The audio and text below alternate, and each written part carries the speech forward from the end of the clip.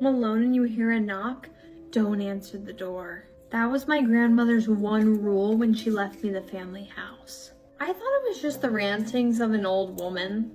I didn't know how real the rule was until the other night.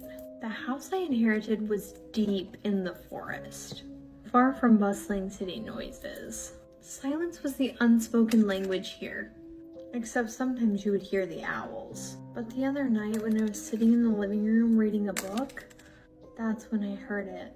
There was a single knock at the front door. And then I remembered my grandmother's warning. If you're home alone and you hear one knock, don't answer the door. I looked over at my grandfather clock in the corner. It was midnight. I told myself that the knock was just a figment of my imagination. It was just the house settling, or a fallen branch against the door. But then it came again, a single solitary knock. But this time it sounded closer. I was panicking. I just stood there staring at the door. The third knock was so loud that it made the door rattle. There was no more denying it. Something was at the door.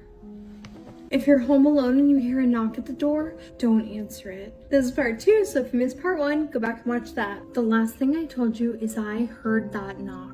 I held my breath, hoping that if there was something there, it would just leave. Minutes started to tick by, and then I heard it. It was so faint that part of me thought it wasn't even real. And I know you guys are dying to know what it said.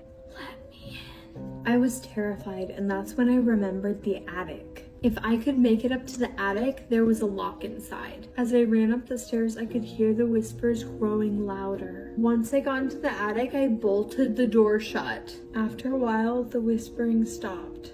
I didn't dare move. I didn't dare breathe. Minutes turned into hours, and soon the darkness of light started to turn into the morning glaze. I'm pretty sure Grandma's rule kept me alive. And now I fully understood it. The old house was not just a place of solitude. It was also home to something old, something terrifying. Whatever was on the other side was not of this world. So just remember grandmother's rule.